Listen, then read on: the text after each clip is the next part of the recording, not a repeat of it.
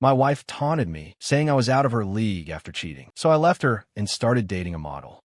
Before we dive in, just a small favor. If you like stories filled with drama, twists, and real emotion, hit that subscribe button and support the channel. That way, you'll never miss out on content that keeps you hooked. Someone posted a story here about the time they confronted their cheating girlfriend, and she was entirely unapologetic. And that reminded me of the time I went through a very similar mess. I've considered bringing it here before, but it's a very long story, so I never did until now. But hey, might as well give it a shot now, right? It's important that I mention that this happened 2 years ago, so it is still relatively fresh in my mind. I was 33 male at the time, and she was 30. I met her on a dating app. I know it's not the most romantic way to meet someone, but we hit it off pretty nicely. And before I knew it, I was really enjoying spending as much time as I could with her. I asked her out officially. She said yes, and that was pretty much it. Now I have to let you guys know that she's gorgeous. We're not together anymore, and I resent her. But I can't be dishonest and say that she's not extremely attractive. When I swiped on her on the dating app, I really wasn't expecting anything long-term. I personally feel that a partner that is too attractive comes with unique problems. But like I said, it kind of took me by surprise how much I liked her. Of course, her looks meant a lot of male attention. I don't want to be conceited, but I think I'm good looking enough. I don't look out of place beside her. She'd tell me about guys who'd approach her, and sometimes I'd be there. But I never really let it make me jealous because I felt like she wasn't looking for anything else. I just felt like she was the kind of girl that I could trust. Yes, stupid. I know. Looking back, I think the first time that my trust in her was shaken was when she brought up that stupid concept of hall pass. In case you don't know, it's this partially unserious thing that couples do when they mention some kind of celebrity or personality that they wanted to be given a hall pass to sleep with if they ever got the chance. So if my answer was Margot Robbie, it didn't mean that I somehow, through the magic of the universe, found myself in a situation where she wanted to sleep with me. I'd be able to do it with a green light. It's stupid. And she was the one who initiated the discussion. Funny enough, her actual answer isn't what matters. It was Justin Timberlake. But it was one of the things that she said during this discussion. I don't think there are many celebrities that would say no to me now. It's not that I disagree. However, there's something about saying that yourself. It's like acknowledging that you have the potential to pull anyone if you tried. And that's not the kind of thing that was comfortable to think about. It also sounded quite unlike her, so I remember how uneasy it made me feel. However, nothing else came out of that conversation, so it wasn't on my mind after a few days. Now, the real problem started when I noticed some odd behavior from her. She'd come back home later than usual, and her reasons for not being home earlier sounded lazy. Normally, if she got stuck at work because of something a coworker did, she'd lay down the entire story. However, around that time, she seemed to be short of words whenever it came to explaining what made her late or what held her up. She also got annoyed very quickly if I asked too many questions, so I just steered clear. The thing is, when it happened way too many times, I started to get suspicious. I asked her if there was something up with her, but she claimed that there wasn't. I was honest enough to tell her that the nights when she came home late, she acted differently, and I outlined what wasn't the same as usual. She apologized and said that she must have been really stressed and tired, and it wasn't anything personal. I heard it, but I didn't believe it. And surprise, surprise, the next time that she came home late, she was a lot more receptive, and she talked to me about whatever kept her out late. When you think about it, that should be a problem solved, right? However, the stories that she was telling seemed hollow. I remember that it was exactly at that moment when she was telling me one of those stories of how her day went that I just had a strong feeling that she was lying. And the only reason why I felt that she might be lying would be if she was hiding something really big from me. No, it wasn't a surprise party or something that she'd be able to explain away. I felt like she was having an affair. It was around that point that I made the mental commitment to get to the bottom of things because I really felt like something was off. It was far from the usual hero. Now, I had the very strong urge to just do the classic act of checking your phone. But honestly, apart from the relative difficulty of that, I wanted something that was a lot more thorough and certain than taking a look at messages and pictures. I wanted to be able to catch her in the act, to know the person, to know where she was going, all of it. What was the best way to do that? A PI, of course. So the very next day, I did a Google search and found a PI in our city with good reviews. I went off to talk to him. When I got there, I spoke at length to him, and he was entirely understanding. He didn't want to cast judgment on my particular case, but it seemed that it wasn't some unusual scenario to him. He seemed very familiar with the partner acting weird, staying out late thing, because she didn't return home late every day, more like once or twice a week. He said he'd prefer to keep an eye out for her for 2 weeks, and because of the cost, we agreed to push it down to 10 days. He got all of her details, including her phone number, email, and workplace. And he told me that he'd get back to me at the end of the window he had agreed on. He asked me not to contact him before then, and I agreed. But I knew it'd be hard, so I had to wait. Looking back at it, I realized it was so hard for me. I knew that the guy was finding things out, but I just had to let him do his job and not interfere. I think during the 10 days that I paid him for, she came back late 3 times. I knew that would at least give him more than one opportunity to help me figure out what was going on. She continued to serve me with her stories about what kept her out late. Whether it was that she and some girlfriends made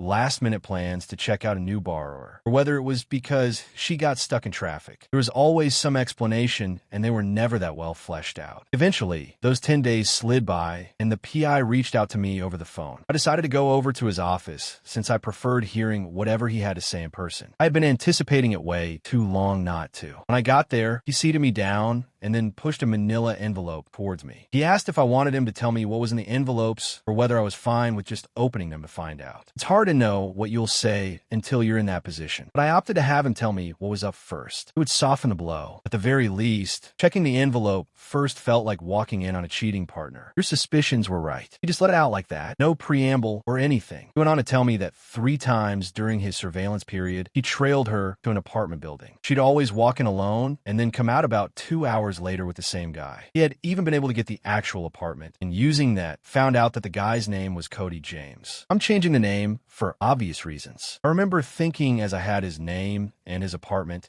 how I could figure out some kind of plan of action against him. But I decided to focus on the person who was cheating on me before the affair partner. When I opened the envelope, I saw pictures of the two of them in front of the apartment building, with several of the pictures showing them either embracing or holding hands. There were a few where they shared a kiss in front of her car, and I nearly lost my mind seeing that. It was pretty wild for me, because I went from the suspicion of my girlfriend cheating on me to confirmation, and that confirmation came with pictures of her and the other guy. It was pretty hard on me in that moment. I held back tears that day in his office, not necessarily out of pain for being cheated on, but because everything that I had found safety in was about to fall apart. I considered just confronting her and still letting things slide because there was something so scary about everything changing. Honestly, I don't know what move I wanted to make, but I knew that I was going to confront her about it no matter what. So when I saw her later that day, I asked her to sit down. She could tell that something was wrong, and instead of torturing myself, I just let it drop that I knew she had been cheating on me. She looked extremely shocked that I knew, but then she seemed to try and compose herself. I told her everything that I knew,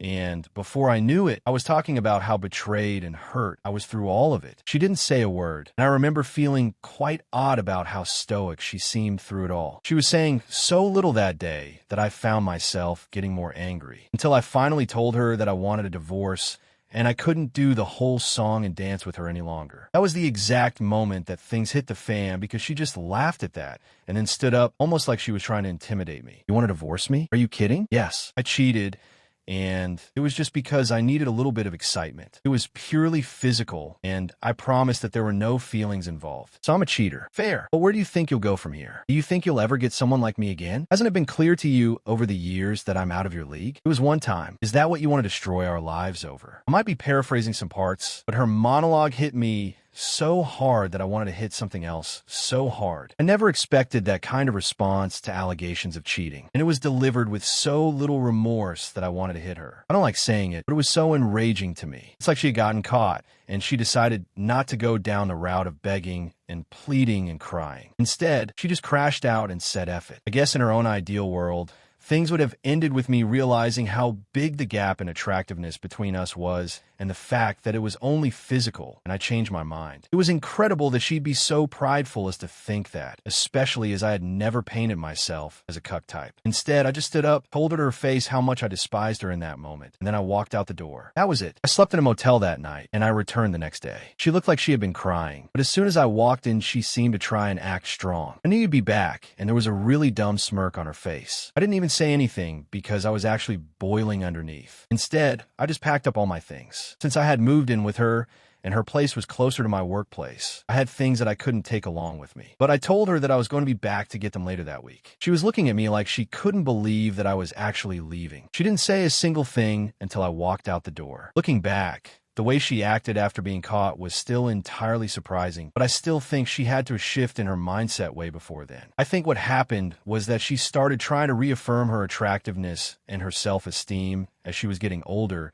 and she probably started craving male attention. Maybe she had been getting it in bulk, and it had started to get to her head at a point. I guess she saw me as that safe, cuddly husband, which is why she kept coming back home to me. But at the same time, she had assessed me as being below her level. So when I caught her cheating, instead of being remorseful the entire way, she felt about me, and her justification for her cheating came out. That's conjecture, though. She kept sending me text messages, initially snarky and mocking, which were clearly under the assumption that everything I was doing at that moment was futile and an act, and that I was going to end up back at her house again. She didn't believe it when I came to pick up my remaining things with a friend, but that didn't stop her from continuing to send those messages to me. One of the last ones she sent was, "I hope you know you'll never find anyone like me again." I didn't care enough to prove her wrong, so I just blocked her since it was getting too hard on me. Now, this is where the story of it sort of slows down a bit. It was later that year that I attended my high school reunion. It had been 15 years since we graduated, so it was nice to see the old crowd again. There was a tall and very beautiful girl in my class back then. Let's just call her Veronica for the sake of this. We were friendly back then, and I guess if we saw each other now, we'd still be able to chit-chat out of all of us. Veronica definitely hit it the biggest. She's a model now, and if you're big on fashion in the modeling industry, you probably potentially know her, though the general populace won't. I hadn't spoken to her in at least 7 years. No, Veronica wasn't at the reunion, but her best friend from back then was. The nice thing was that the two of them are still very good friends,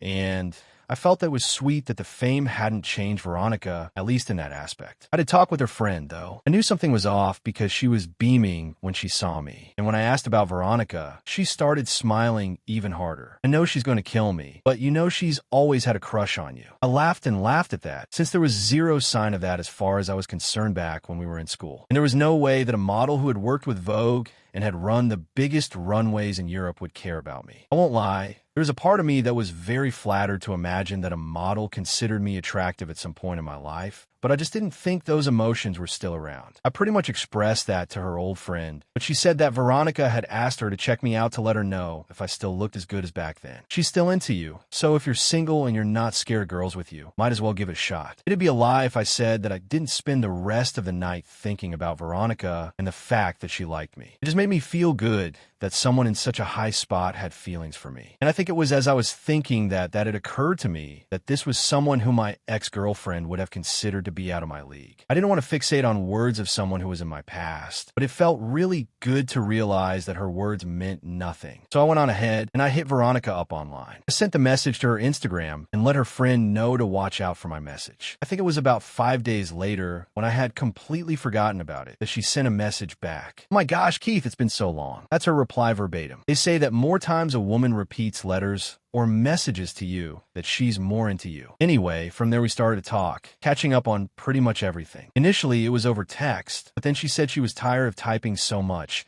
and asked if she could FaceTime me. I told her she could, and from there those video calls became such a common thing. I learned all about her career and the journey to that point, and she even sent me pictures from Brussels where she was at the time. Honestly, before I knew it, it seemed like we were dating, but just without any of the official of it. So I decided to be the corny one and ask what are we? Her reply was that we were just really good friends, but that she'd love to be more right there. I asked her if she wanted to be my girlfriend, and without hesitation, she said yes. So things were long distance for the longest time, and I'm currently not a fan of distance in relationships. I was there when I was younger and hated it. But with this, I think the person meant so much to me that there was no way that I wouldn't go through it. I went to visit her when she was in Italy, and it was absolutely beautiful. It sort of reminded me why I should never give up on love, despite what other people might have put me through. I went to one of her photo shoots, and I cheered her on the set. I took some pictures and posted them on one of my social media platforms. To be 100% honest, it was in my close friends on Instagram, and I had completely forgotten that my ex was still on that list, and I had never blocked her on that app since I rarely use it. That was when she sent me a message and said, "Who's that? Why are you playing groupie?" Followed by a laughing emoji for reference. We hadn't spoken in over a year at that point, so it was pretty crazy for her to be starting things off with that. I told her that was my girlfriend and left it at that. I saw the typing indicator show up several times over a 10-minute period, but she only replied with a sarcastic sure. I told her I didn't need to force her to believe me, but that if she thought she was out of my league, Veronica was out of this world. I asked her how her man from back then was. She left me on read. After that, I blocked her. I didn't mind giving her that little life update, even though I'd have loved to see her reaction to it, but I didn't want her to have any more of a hold over me. So since then, Veronica and I have been dating pretty happily, and I'm actually open to proposing to her before the end of this year. She's been such a blessing in my life, and part of me can't help but be glad that my previous relationship didn't work out. Sure, you can say what you want about the fact that she's a model and we're constantly apart, but I'm not going to listen to anything negative about her. You can tell me I told you so if I ever come and write after another story here, and God knows I won't.